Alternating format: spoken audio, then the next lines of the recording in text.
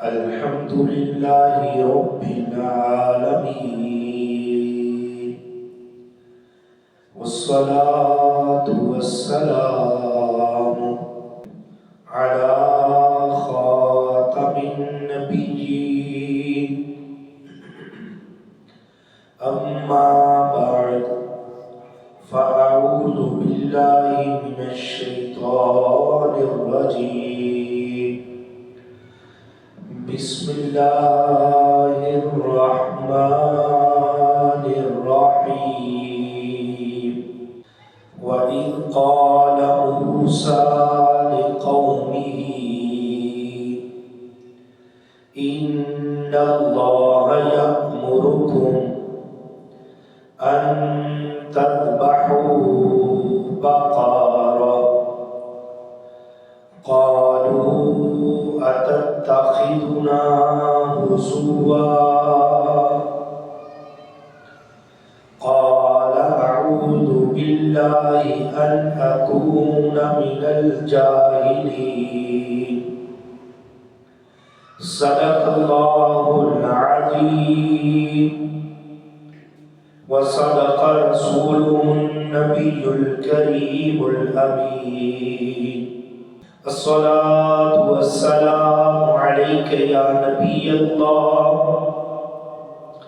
وعلى آلك وأصحابك يا نور الله.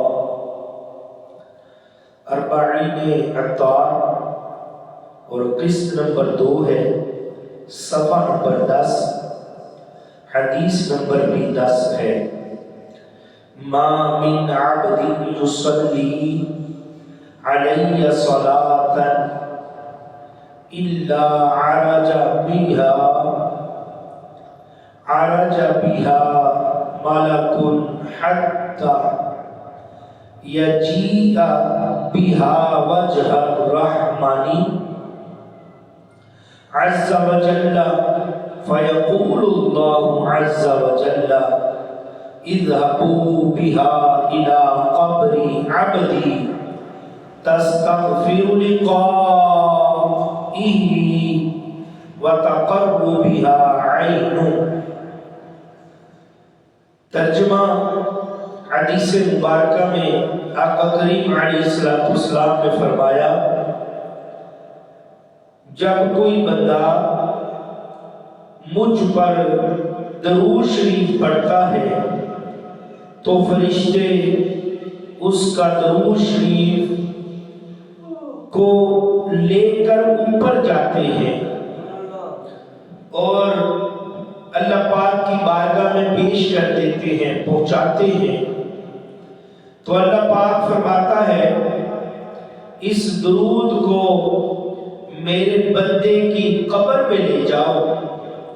یہ درود اپنے پڑھنے والے کے لیے استغفار کرتا رہے گا اور اس خاص بندے کی آنکھیں ٹھنڈی ہوتی رہیں گی اسے دیکھ کر. سبحان اللہ.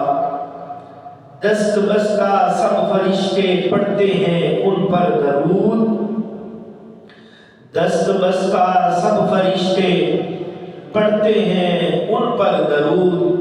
کیوں نہ ہو پھر ورد اپنا الصلاۃ والسلام. پیارے اور محترم اسلامی بھائیوں، پارہ نمبر 1 سورہ بقرہ کی آیت نمبر 67 تلاوت کرنے کی سعادت حاصل ہوئی. اللہ تبارک و تعالی قرآن کریم میں ارشاد فرماتا ہے، اور یاد کرو جب موسیٰ نے اپنی قوم سے فرمایا بے شک اللہ تمہیں حکم دیتا ہے تاکہ ایک گائے ذبح کرو، تو انہوں نے کہا کہ کیا آپ ہمارے ساتھ مذاق کرتے ہیں؟ موسیٰ نے فرمایا میں اللہ کی پناہ مانگتا ہوں کہ میں جاہلوں میں سے ہو جاؤں. پیارے اسلامی بھائیوں، سورہ بقرہ کی آیت نمبر 67 میں جو سننے کی سعادت حاصل ہوئی ہے، یہاں سے لے کر آیت نمبر 74 تک بنی اسرائیل کی ایک انوکھی گائے کا عجیب و غریب واقعہ ذکر کیا گیا ہے۔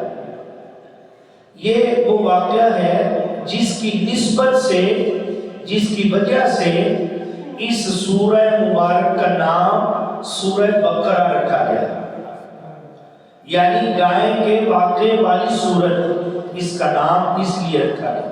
یہ وہ واقعہ ہے، اس واقعے میں ہمارے لیے بہت کچھ سیکھنے کا ہے۔ آئے پہلے واقعہ سنتے ہیں، پھر اس سے ملنے والے سبق انشاءاللہ حاصل کریں۔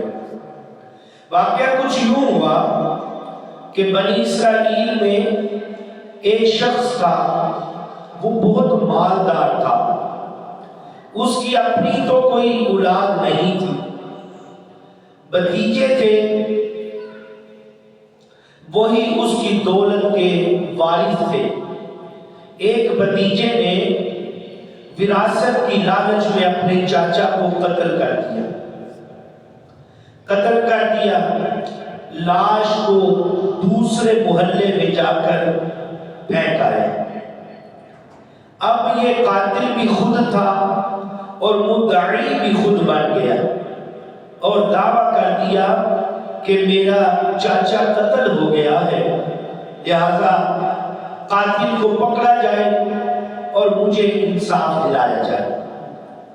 لوگ ایک دوسرے پر الزام لگانے لگے، ایک کہتا ہے میں نے نہیں قتل کیا، فلاں نے قتل کیا ہے، دوسرا کہتا ہے میں نے بھی قتل نہیں کیا، اس بندے نے قتل کیا ہے۔ یوں ایک دوسرے پر الزام لگانے لگ گئے اور الزام تراشیوں کا معاملہ شروع ہو گیا، بستی میں پریشانی کا ماحول بن گیا۔ جب کوئی حل نہ نکلا تو لوگوں نے اللہ پاک کے نبی حضرت موسیٰ علیہ السلام کی خدمت میں حاضر ہو کر سارا واقعہ عرض کیا۔ حضرت موسیٰ علیہ السلام نے فرمایا ان اللہ یأمرکم ان تذبحوا بقرہ،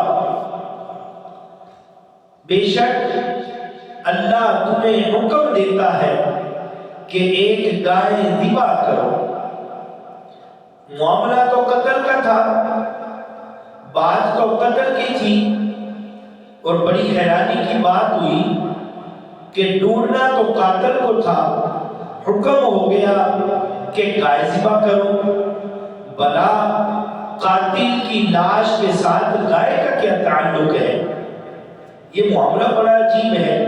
یہ سوچ کر بنی اسرائیل بڑی بے باکی سے بولے، نڈر ہو کر بولے اتتخذنا ہزوا، کیا آپ ہمارے ساتھ مذاق اڑاتے ہیں، مذاق کرتے ہیں؟ معاذ اللہ، اللہ اکبر، اللہ اکبر۔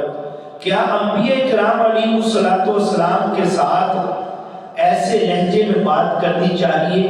نہیں، مگر بنی اسرائیل کے بعض لوگ ایسے ہی بے باک تھے، نڈر تھے، جو آتا کہہ دیتے، نڈر ہو کر یہ بھی کہہ دیا اتتخذنا ہزوا، کیا آپ ہمارے ساتھ مذاق کرتے ہیں؟ یہاں حضرت موسیٰ علیہ السلام نے جو حکم الہی تھا اسے سنایا تھا، اور اب اپنی علم اور قوت اور برداشت اور نرمی دکھائی، اپنے علم، قوت اور برداشت کی یہاں دکھائی۔ بنی اسرائیل کی ایسی بے باکی کے باوجود آپ نے نرمی سے فرمایا اعوذ باللہ ان اکون من الجاہلین، میں اللہ کی پناہ مانگتا ہوں کہ میں جاہلوں میں سے ہو جاؤں۔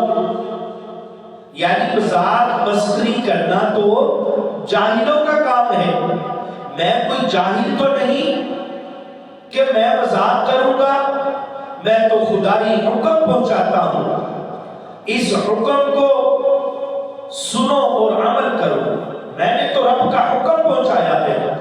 اب یہاں حکم تھا کہ گائے ذبح کرو، بنی اسرائیل کوئی بھی گائے ذبح کر دیتے، حکم پر عمل ہو جانا تھا، مگر انہوں نے یہ جو بے باکی کی اس کے بعد پھر سوال پوچھنا شروع کر دیے، بولے ادعو لنا ربک یبین لنا ما ہی، آپ اپنے رب سے دعا کیجئے کہ وہ ہمیں بتا دے کہ وہ گائے کیسی ہو، یعنی کس قسم کی گائے ذبح کرنی ہے یہ وضاحت کروا دیجئے۔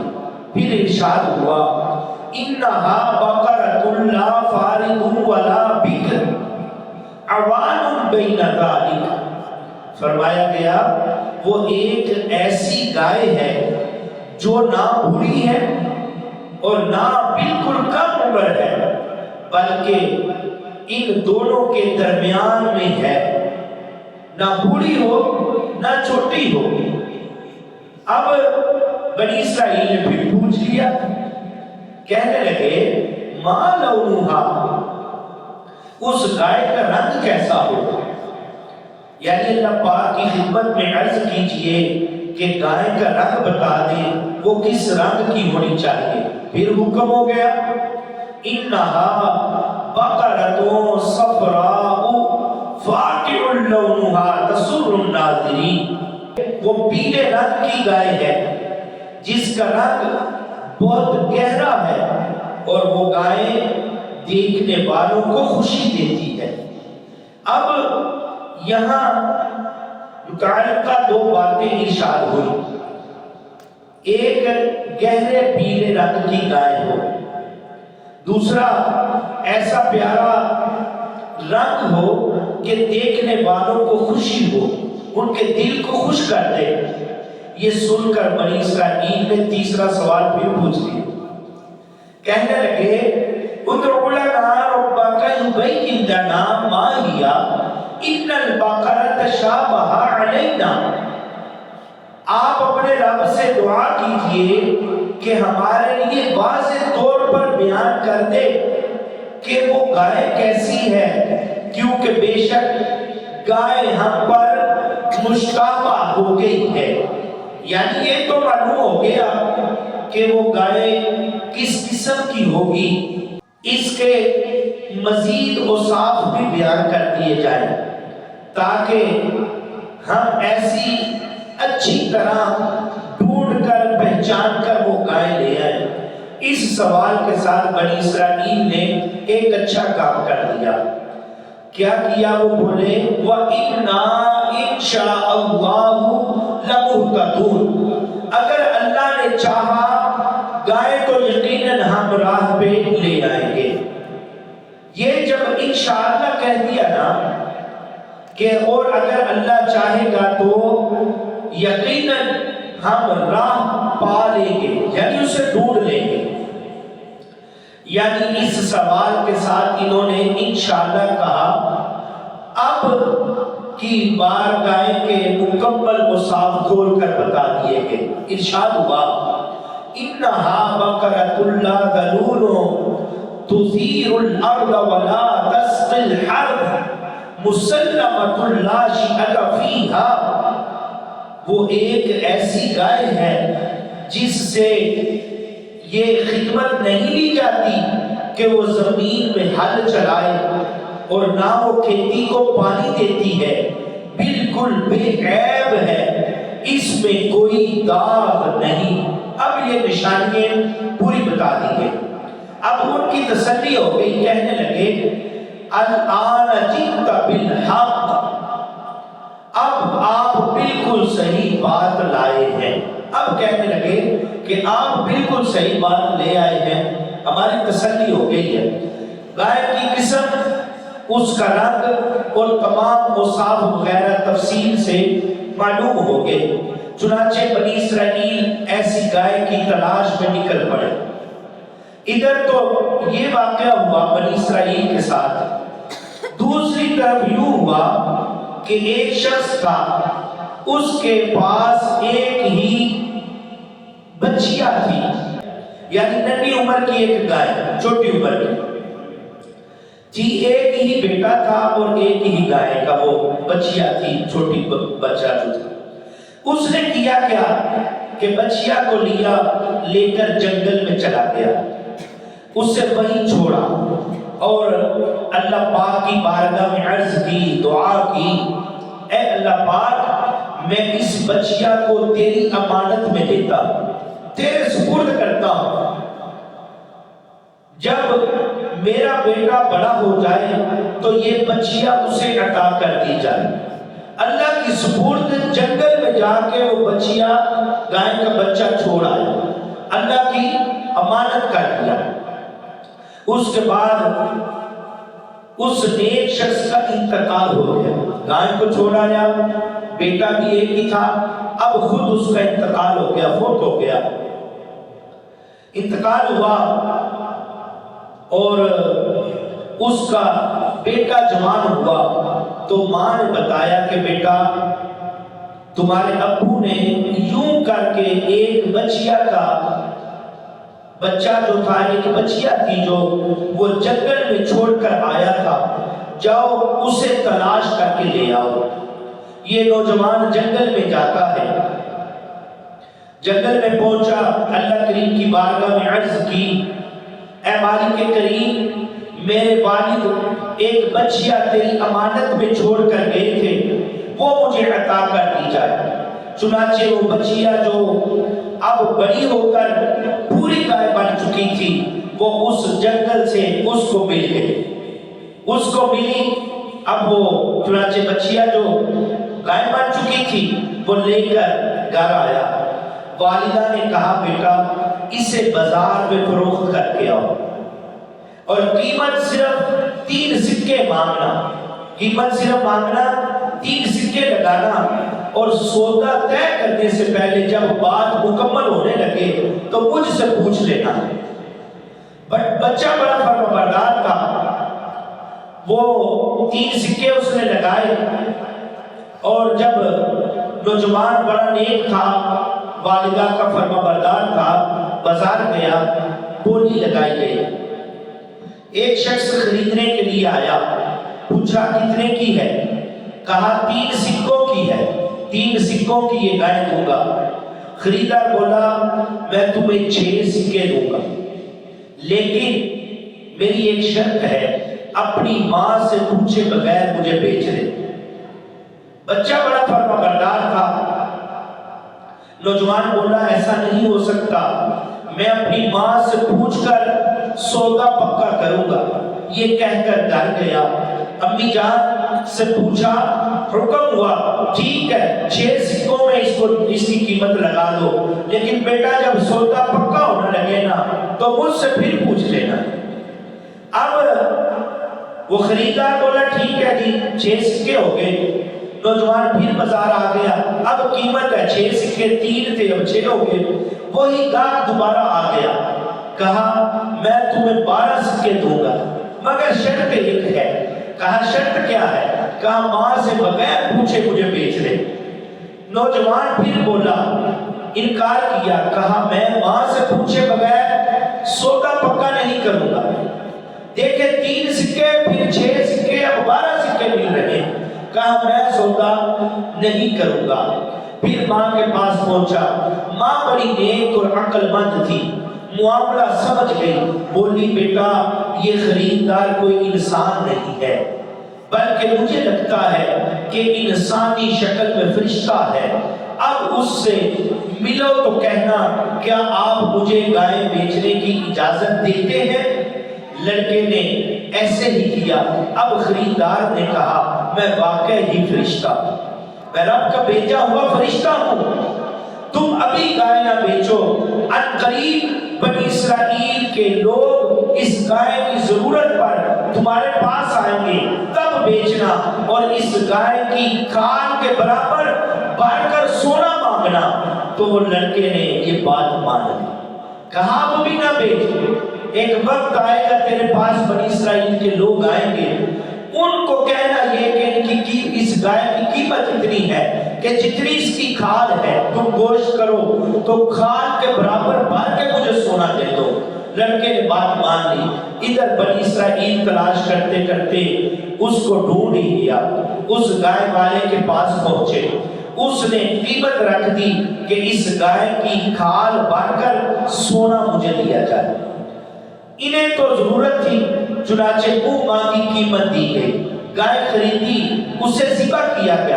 اب حکم ہوا اضربوہ ببعضھا، اس مقتول کو اس گائے کا ایک ٹکڑا مارو۔ جب پوری نشانیاں کر کے ذبح کیا تو جو مر گیا تھا کہا گیا گائے کا جو گوشت کا ایک ٹکڑا ہے اس کے ساتھ لگا دو۔ چنانچہ جو ہی گائے کا گوشت کی بوٹی لاش کے ساتھ لگی، مردہ اٹھ کر بیٹھ گیا۔ اب اس نے اپنے قاتل کا نام بتا دیا، پھر موت کی نیند سو گیا۔ اللہ پاک نے فرمایا كَذَلِكَ يُحْيِي اللَّهُ الْمَوْتَى وَيُرِيكُمْ آيَاتِهِ لَعَلَّكُمْ تَعْقِلُونَ، اسی طرح اللہ مردوں کو زندہ کرے گا اور وہ تمہیں اپنی نشانیاں دکھاتا ہے تاکہ تم سمجھ جاؤ، تمہیں اپنی نشانیاں دکھاتا ہے تاکہ تم سمجھ جاؤ۔ پیارے اور محترم اسلامی بھائیوں، سبحان اللہ، اللہ پاک کی کیسی قدرت ہے، وہ رب کریم ہے، چاہتا تو گائے کے بغیر بھی مردے کو زندہ کر سکتا تھا، مگر بنی اسرائیل وہ تھے جنہوں نے سامری کی بنائی ہوئی گائے کے بچڑے کی پوجا کی تھی۔ سامری کی جو اس نے گائے بنائی تھی اس کی پوجا کی تھی رب کے مقابلے میں، چنانچہ ان کے ہاتھوں سے گائے کو ذبح کروایا گیا کہ تم جس کی پوجا کر رہے تھے اس کا تو یہ کام ہے، گائے کو ان کے ہاتھوں ہی ذبح کروایا۔ پھر یہ بھی ممکن تھا کہ زندہ گائے کا ہی کچھ حصہ لگانے سے وہ مردہ زندہ ہو جاتا، رب کے ہاں کون سی کمی ہے؟ لیکن مگر رب قادر قدیر نے گائے کو ذبح کروایا اور یہ دکھا دیا کہ جو رب مردہ گائے کے گوشت میں اتنا اثر رکھتا ہے کہ مردہ کو وہ زندہ کر دے، اس رب کریم کی قدرتوں کی شان یہ ہے۔ بھلا قیامت کے دن اور قیامت کے روز مردے زندہ کرنا اس کے لیے کون سا مشکل ہے؟ اس کے لیے کوئی مشکل نہیں ہے۔ یہ جو معاملہ دکھایا گیا کہ مردہ گائے کا گوشت مردے کو لگایا، مردہ زندہ ہو گیا، یہ رب کریم کی شان ہے، یہ اس کی قدرتیں ہیں۔ اب پیارے اور محترم اسلامی بھائیوں، اس ایمان افروز قرآنی واقعے میں، یہ قرآن کا واقعہ ہے، آیت نمبر 67 سے لے کے 74 تک یہ واقعہ ہے، ہمارے لیے سیکھنے کو بہت کچھ ہے اس میں۔ پہلی بات تو سیکھنے کو یہ ملتی ہے کہ دینی معاملات میں بے جا سوالات، یعنی چنانچہ، چونکہ، یوں کہ، وہ کہ، یہ کیا ہوگا، ہم کیوں کریں، اس کی وجہ کیا ہے، اس کا معاملہ کیا ہے۔ آپ نے دیکھا بنی اسرائیل کو حکم ہوا تھا گائے ذبح کرو، یہ کوئی بھی گائے ذبح کر دیتے کام بن جانا تھا، گائے ذبح کرتے اللہ کا حکم تھا مان لیتے، لیکن مانا نہیں انہوں نے، بیجا سوالات کیے۔ پہلے سوال کیا رنگ کیسا ہو، ہونی کیسی چاہیے، عمر کتنی ہو، سوال پہ سوال کرتے رہے۔ پیارے اور محترم اسلامی بھائیوں، اس کا رنگ کیسا ہو، اس کے اوصاف کیسے ہو، یہ جو سوال کرتے گئے قیدیں لگتی گئی، اتنی پابندیاں ان کے اوپر لگتی گئی۔ حکم تو تھا کہ گائے ذبح کر دو، ان کے سوالوں کی وجہ سے پابندی زیادہ بڑھتی گئی، قیدیں زیادہ لگتی گئی۔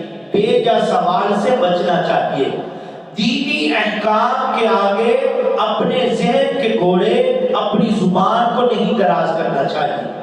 حدیث پاک میں ہے محبوب ذیشان مکی مدنی سلطان صلی اللہ علیہ وسلم نے فرمایا ان اللہ کریہ لکم ثلاثہ، اللہ پاک تمہارے لیے 3 باتوں کو پسند نہیں فرماتا کہ یہ 3 کام تم کرو، رب یہ پسند نہیں کرتا۔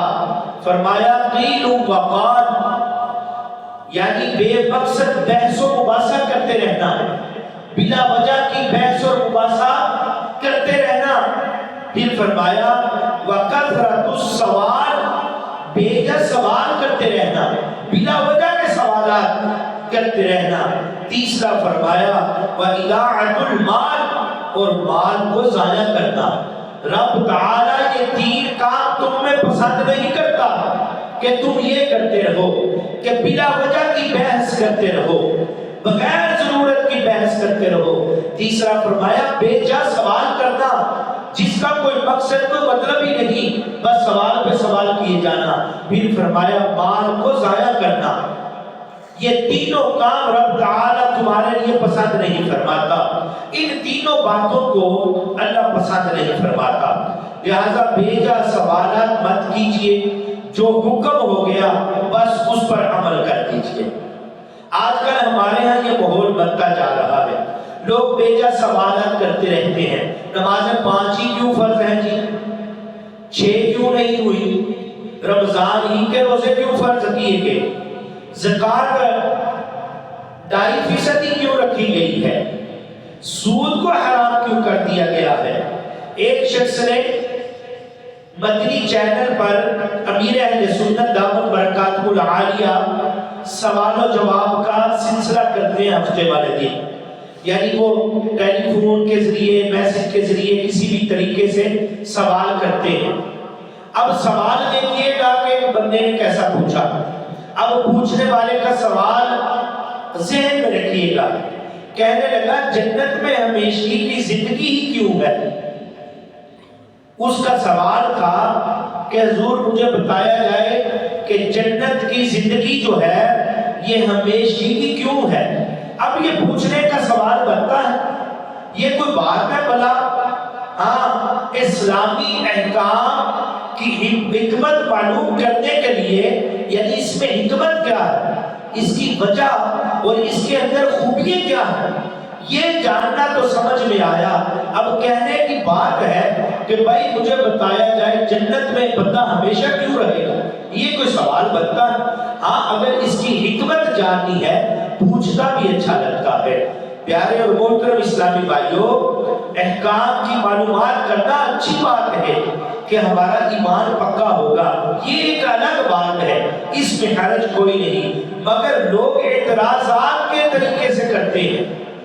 جیسے بندہ اعتراض کر رہا ہوتا ہے کہ شریعت میں یہ کیوں ہے، جیسے بندہ اعتراض کرتا ہے کہ شریعت میں یہ کیوں ہے، یہ کیوں ہے، وہ کیوں ہے۔ پیارے اور محترم اسلامی بھائیوں، احتیاط کرنی چاہیے، نمازیں 5 نہیں تو 4 ہوتی تو اچھا تھا، ایک مہینے کے اکٹھے روزے کی بجائے ہر مہینے 4 روزے رکھ لیے جاتے، یہ بھی اچھا تھا، آسان رہتا۔ الامان والحفیظ یہ بڑی سخت جسارت ہے، یہ بہت بڑا گناہ ہے، ایسی باتوں پر بعض دفعہ حکم کفر بھی لگ جاتا ہے، ہمیں پتہ ہی نہیں چلتا۔ لہذا ان باتوں میں پڑھنے کی بجائے اور ان باتوں میں بالکل ضرورت نہیں پڑھنے کی، بس جو حکم مل لیا گیا وہ کرے، ایسے فضول بیجا سوالات ہرگز نہیں کرنے چاہیے، ہمیں ضرورت ہی نہیں ہے۔ پیارے اور محترم اسلامی بھائیوں، حدیث پاک سنیے، اس کو اپنے دل و دماغ میں جگہ دیجئے گا، بہت ہی سبق آموز حدیث پاک ہے۔ پیارے آقا مکی مدنی مصطفیٰ صلی اللہ علیہ وسلم نے فرمایا ان اللہ فرض فرائض فلا تضيعوها، بے شک اللہ پاک نے فرائض کو فرض فرمایا ہے، انہیں ضائع مت کرو۔ جو اللہ نے فرائض کیے ہیں ان کو فرض کر دیا ہے، انہیں ضائع مت کرو۔ فرمایا وَحَرَّمَ حُرِمَتْ فَلَا تَنْتَهِكُوهَا، کچھ چیزوں کو حرام کیا ان میں مت پڑو، جو حرام چیزیں ہیں ان میں مت پڑو. وَحَدَّ حُدُودًا فَلَا تَعْتَدُوهَا، اللہ پاک نے حدیں مقرر کر دی ہیں، تم ان سے آگے مت بڑھو. وَسَكَتَ عَنْ عَشَاءَ مِنْ غَيْرِ نِسَان، یعنی اللہ پاک بھولنے سے پاک ہے، بھولنے والا نہیں، محض بعض باتوں سے سکوت فرمایا ہے. فَلَا تَبْحَثُوا عَنْهَا، بس ایسی باتوں کے متعلق بحث مت کرو. پیارے اور محترم اسلامی بھائیو، اللہ پاک بھولنے والا نہیں اور نہ بھولتا ہے. ایسی باتوں میں مت پڑو جو تمہارے مقصد کی نہیں، جو تمہارے کام نہیں آنی. اللہ پاک ہمیں شریعت کے احکام کو اپنانے کی توفیق عطا فرمائے. پیارے اور محترم اسلامی بھائیو، ایمان افروز قرآنی واقعہ سنا، اب اس کا دوسرا سبق ملا کہ ہمیں اپنے مال و منال، اپنا سب کچھ اللہ پاک کے حوالے کر دینا چاہیے، اللہ کی سپرد کر دینا چاہیے. دیکھیں بنی اسرائیل کے ایک نیک شخص نے اپنی بچیاں کو اللہ پاک کے حوالے کیا. اب چھوڑا بھی کہاں؟ جنگل میں چھوڑ کے آیا، جنگل میں. حوالے کس کے کیا؟ رب کے. رب کریم نے اس کی حفاظت فرمائی، اسی جنگلی جانوروں سے بھی بچایا، اس کی خوب پرورش ہو گئی اور بڑی ہو کر نیک شخص کے بیٹے کو مل بھی گئی. اس نیک شخص نے جو نیت کی تھی وہ نیت بھی پوری ہو گئی. خود فوت ہو گیا لیکن اس کو اللہ کی سپرد کر دیا تھا. یہ قرآن کریم میں بتایا گیا. پتہ چلا جو چیز اللہ پاک کے حوالے کر دی جائے وہ ضائع نہیں ہوتی، وہ بچ جاتی ہے. لہذا اپنی عادت بنائیں، روزانہ رات کو سونے سے پہلے آیت الکرسی پڑھیں. اپنے گھر بار، ساز و سامان، آل اولاد، یہاں تک کہ اپنے آپ کو بھی اللہ پاک کے حوالے کر دیا کریں. انشاءاللہ ان کریم حفاظت ہوگی. ہم بازار میں جائیں، مارکیٹ میں جائیں، وغیرہ وغیرہ کہیں بھی ہم جاتے ہیں، گاڑی پارک کرنی ہوتی ہے، اسے لاک لگائیں، حفاظت کا پورا سامان کریں، ساتھ ہی ساتھ 10 بار یا جلیلو پڑھ کر پھونک ماریں. یا جلیلو یا جلیلو یا جلیلو، وقت بھی نہیں لگتا. 10 بار پڑھے اور پھونک مار دیں. انشاءاللہ کریم ساز و سامان، گاڑی وغیرہ چوری ہونے سے محفوظ رہے گی انشاءاللہ. جب بھی کسی سے جدا ہو تو الوداعیہ کہیں. اس کے وقت یہ دعا پڑھیں، استودعک الذی لا تضیع داعیہ، میں تمہیں اللہ پاک کی سپرد کرتا ہوں، میں تمہیں اللہ پاک کی سپرد کرتا ہوں جس کے پاس رکھوائی گئی امانتیں ضائع نہیں ہوتی. یہ کہا کریں، میں تمہیں اللہ پاک کے سپرد کرتا ہوں جس کے پاس امانتیں رکھائی گئی ضائع نہیں ہوتی. یہ دعا ہمیں یاد ہونی چاہیے. آج کل ویسے بھی حالات بڑے عجیب و غریب ہیں، واقعات بڑے رونما ہوتے ہیں، قتل و غارت اور گواہ اور دیگر معاملات چلتے رہتے ہیں. اللہ پاک اپنی حفاظت میں رکھے، اللہ پاک ہماری حفاظت فرمائے، اپنی رحمت کے اثار میں جگہ عطا فرمائے. پیارے اور محترم اسلامی بھائیوں، اللہ کے سپرد کرنے کے حوالے سے مسلمانوں کے دوسرے خلیفہ حضرت عمر فاروق اعظم رضی اللہ عنہ کا دور تھا. یہ واقعہ آپ نے بیان کیا. آپ نے ایک باپ اور بیٹا دیکھا، دونوں بہت ہم شکل تھے. ان دونوں کی شکل ایک دوسرے کے ساتھ بڑی ملتی جلتی. حضرت فاروق اعظم رضی اللہ عنہ نے فرمایا، اتنے زیادہ ہم شکل باپ بیٹا میں نے آج تک نہیں دیکھے. یہ حضرت عمر فاروق نے کہا میں نے آج تک نہیں دیکھا کہ باپ اور بیٹا اتنے ہم شکل ہیں، دونوں کی شکل اتنی ملتی جلتی ہے. کہا بڑی عجیب بات ہے. تو اب اس نے سن کر کہا، علی جان میں آپ کو اس سے بھی عجیب بات نہ بتاؤں؟ حضرت عمر فاروق سے اس شخص نے کہا، میری زوجہ امید سے تھی. تو کہا کہ اس وقت مجھے سفر پر جانا پڑ گیا، کیونکہ پہلے کے دور میں سفر پیدل ہوتے تھے، کہیں دور جانا ہوتا تو کئی مہینے گزر جاتے تھے، سالوں سال لگ جاتے تھے۔ کہتا ہے میں نے اپنے آنے والے مہمان کو اللہ پاک کے حوالے کیا اور سفر پر روانہ ہو گیا۔ کئی مہینوں کے بعد جب خوشی خوشی میں گھر پہنچا تو دیکھتا ہوں کہ گھر پر تالا لگا ہوا ہے، اور اس پڑوس سے دائیں بائیں سے پوچھا تو پتہ چلا کہ میری زوجہ بچے کی پیدائش سے پہلے ہی دنیا سے چل بسے، پیدائش بھی نہیں ہوئی تو دنیا سے چلی گئی۔ تو لوگ کہنے لگے ہم نے اس کا جنازہ پڑھایا، جنازہ پڑھ کر دفن کر دیا۔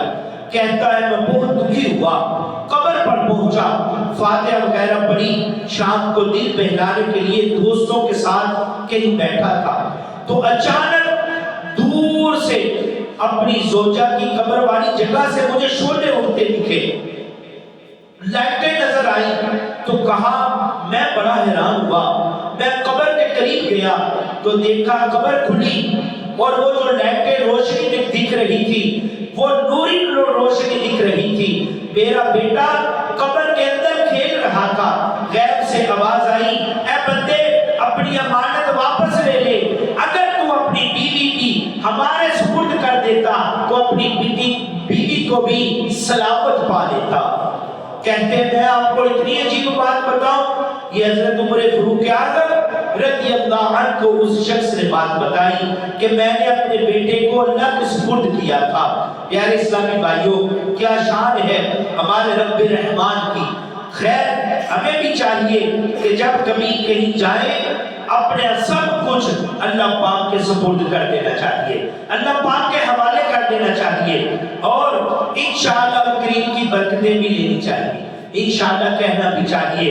پیارے اور محترم اسلامی بھائیوں، گائے والے واقعے میں جو تیسرا سبق ملا وہ ہمیں یہ ملا کہ آئندہ جو کام کرنا ہوتا ہے اس کو کرنا تو ہم نے ہی ہے، لیکن اس کے ساتھ انشاءاللہ کریم کہہ دینا چاہیے۔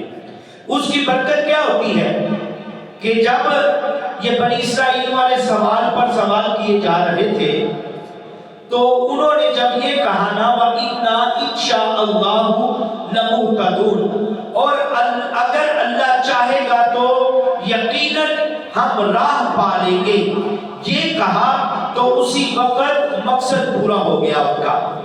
گائے کے متعلق جتنی تفصیل انہیں چاہیے تھی وہ ساری کی ساری مل گئی۔ حدیث پاک میں ہے کہ اگر بنی اسرائیل انشاءاللہ نہ کہتے تو کبھی وہ گائے کو نہ پاتے، ان کو گائے ملتی ہی کبھی نہ۔ انہوں نے جب انشاءاللہ کہا تو اللہ تبارک و تعالیٰ نے ان کا مقصد پورا کر دیا۔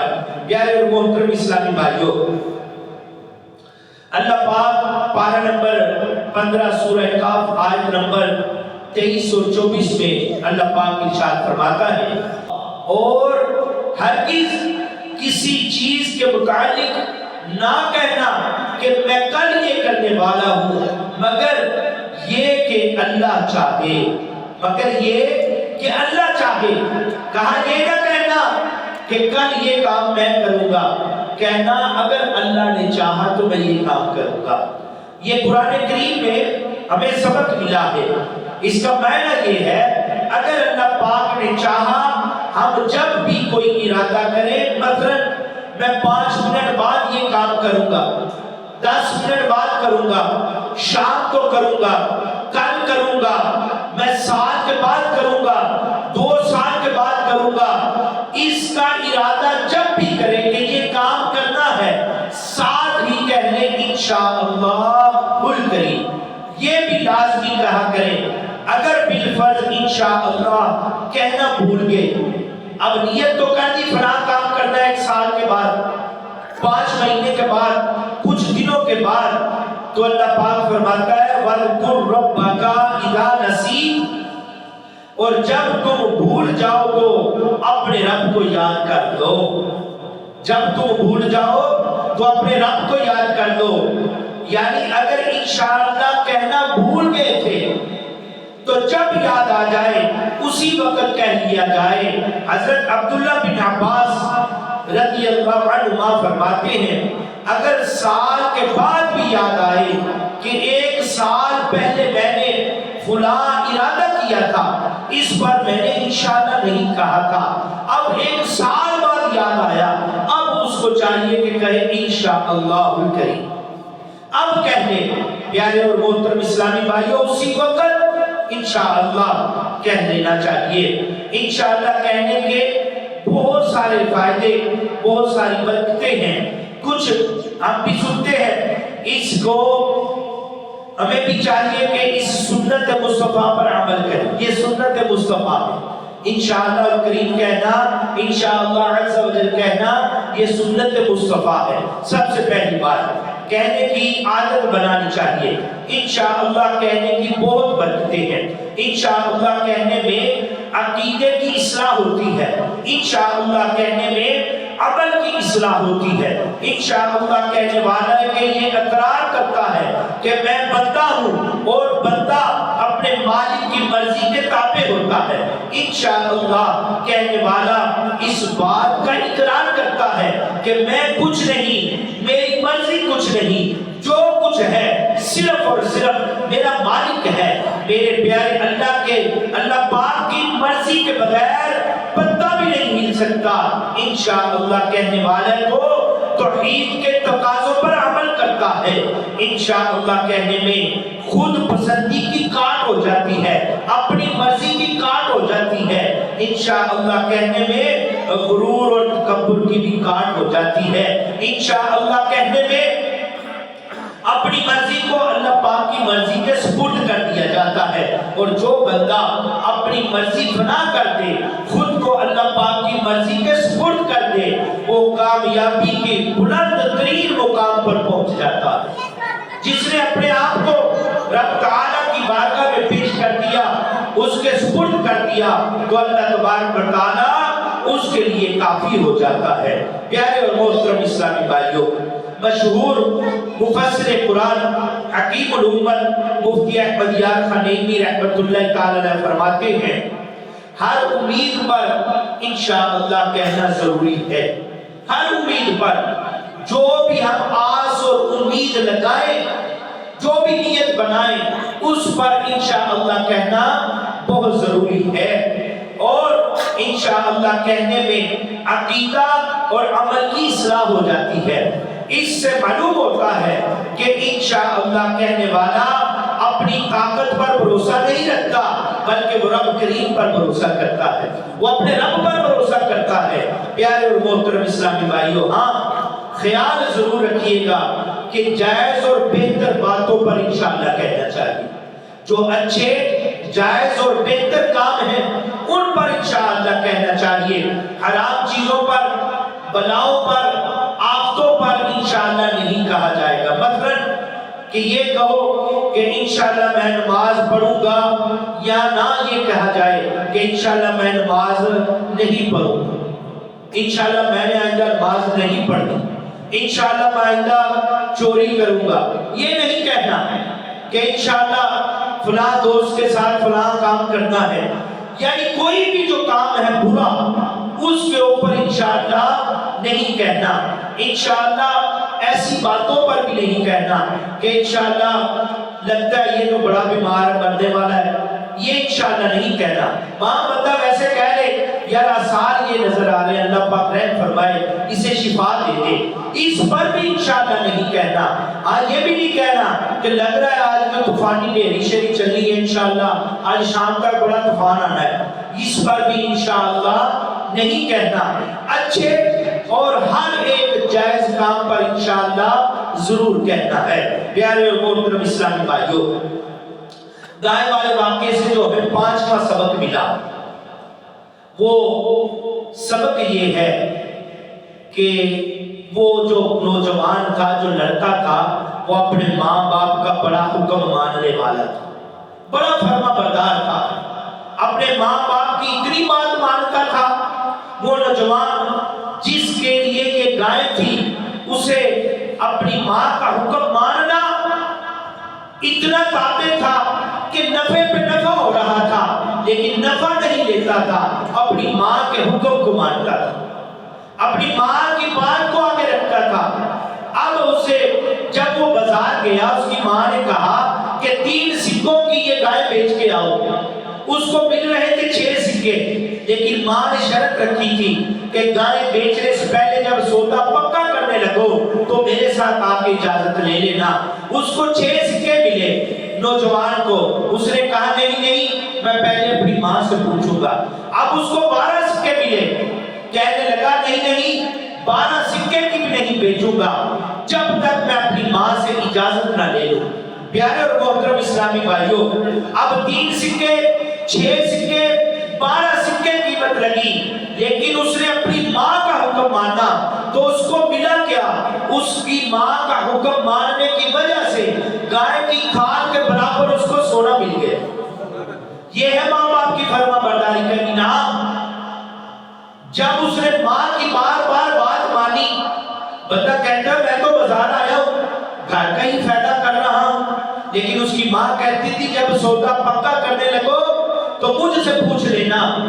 وہ شرط بھی رکھتے تھے کہ تم زیادہ پیسے لے لو، ماں سے نہ پوچھو، لیکن ماں سے پوچھنے گھر جاتا تھا۔ پیارے اور محترم اسلامی بھائیوں، پتہ چلا ماں باپ کا حکم ماننے میں دنیا کی بھی بھلائی ہے اور آخرت کی بھی بھلائی ہے۔ یاد رکھیے، والدین کی نافرمانی یعنی ان کا جائز حکم نہ ماننا یہ کبیرہ گناہ ہے، توبہ کے بغیر معاف ہونے والا نہیں، بہت بڑا گناہ ہے۔ اور یاد رکھیے، رحمت دو جہان مکی مدنی سلطان صلی اللہ علیہ وسلم کا فرمان ہے، جس نے اس حال میں صبح کی کہ اپنے ماں باپ کا فرما بردار رہا، اس کے لیے صبح ہی کو جنت کے 2 دروازے کھول دیے جاتے ہیں۔ جس نے اس حال میں صبح کی یعنی اٹھا اور اس کے دل میں یہ نہیں جو ماں باپ کا حکم ہوگا مانے گا، نیت یہ ہے تو اس کے لیے صبح کو 2 دروازے جنت کے کھول دیے جاتے ہیں۔ پیارے اور محترم اسلامی بھائیوں، اور ماں باپ میں سے ایک ہو تو اس کے لیے 1 دروازہ کھول دیا جاتا ہے۔ اگر ماں نہیں باپ ہے تو 1 دروازہ، اگر باپ نہیں تو ماں ہے، دونوں میں سے ایک ہے، یا 2 ہے تو 2 دروازے کھلیں گے۔ اگر ایک باقی ہے تو اس نے اس کی فرما برداری کرنی ہے تو اللہ تعالیٰ اس کے لیے جنت کا 1 دروازہ کھول دے گا۔ پیارے اور محترم اسلامی بھائیوں، اور جس نے اس حال میں شام کی کہ ماں باپ کے بارے میں اللہ پاک کی نافرمانی کرتے ہوئے اس کے لیے صبح ہی کو جہنم کے 2 دروازے کھول دیے جائیں، یعنی جس نے یہ نیت رکھی کہ میں بات نہیں مانوں گا یا بات نہیں مانی تو رب تعالیٰ اس کے لیے 2 جہنم کے دروازے کھول دے گا۔ پیارے اور محترم اسلامی بھائیوں، ماں باپ میں سے ایک ہو یا 2، اس دوزخ والے معاملے میں بھی اگر ایک ہے تو 1 دروازہ کھلے گا، اگر 2 ہے تو 2 کھلیں گے۔ پیارے اور محترم اسلامی بھائیوں، اگرچہ ماں باپ اس پر ظلم بھی کرے، فرمایا اگرچہ ظلم کرے، اگرچہ ظلم کرے، اگرچہ ظلم کرے، 3 بار یہ ارشاد فرمایا۔ کہا گیا کہ ماں باپ اگر ظلم کرتے ہو تو فرمایا اگرچہ ماں باپ ظلم کرتے ہو، اگرچہ ظلم کرتے ہو، اگرچہ ظلم کرتے ہو، پھر بھی ان کی فرما برداری کرنی ہے، پھر بھی ان کا حکم ماننا ہے۔ دل دکھانا چھوڑ دے ماں باپ کا، دل دکھانا چھوڑ دے ماں باپ کا، ورنہ اس میں ہے خسارہ آپ کا۔ پیارے اور محترم اسلامی بھائیوں، حدیث پاک میں ہے ماں باپ کی نافرمانی مت کرو، اگر وہ حکم دیں کہ اپنا سارا مال ہمارے حوالے کر دو تو یہ بھی کر گزرو۔ ایک حدیث پاک میں ہے، فرمایا تم اپنے ماں باپ کے ساتھ نیکی کرو، تمہاری اولاد تم سے نیکی کرے۔ لو بات ختم ہو گئی، ٹینشن والی بات ہی کوئی، فارمولا آج مل گیا۔ آج کے دور میں یہ بھی بڑا مسئلہ ہے، بچے بات نہیں مانتے، نوجوان تو دور کی بات ہے، بچے ہی بات نہیں مانتے۔ اب دیکھیے حدیث پاک میں بتایا گیا کہ تم اپنے ماں باپ کے ساتھ نیکی کرو، تمہاری اولاد تم سے نیکی کرے گی۔ پیارے اور محترم اسلامی بھائیوں، کچھ لوگ ماں باپ کو حکم کی اہمیت نہیں سمجھتے کہ انہوں نے کچھ کہہ دیا۔ جب بچے پڑھ لکھ جاتے ہیں تو ذہن بنتا ہے کہ ہم زیادہ پڑھے لکھے ہیں، ماں باپ کو کیا خبر ہے؟ ان کو کیا پتا ہے؟ دنیا دار تو ہم ہیں، فی زمانہ جو دنیا چل رہی ہے ماں باپ کو کیا پتا ہے؟ یہ تو گاؤں والے ہیں، یہ تو پڑھے لکھے نہیں ہیں، یہ تو سادے ہیں، ماں باپ کو کیا خبر؟ زمانہ بدل گیا، طور طریقے بدل گئے، ماں باپ تو پرانی باتیں کرتے ہیں۔ اللہ پاک کی پناہ ایسا ہرگز مت سوچئے۔ ماں باپ وہ ہیں جنہوں نے ہمیں انگلی پکڑ کر چلنا سکھایا ہے۔ آج چلنا آ گیا تو ماں باپ بھول گئے ہیں، نہیں، ہمیں انگلی پکڑ کر جس نے چلنا سکھایا وہ ہمارے ماں باپ ہیں۔ پیارے اور محترم اسلامی بھائیوں، کیا آج ہم ان سے زیادہ سمجھدار ہو گئے ہیں؟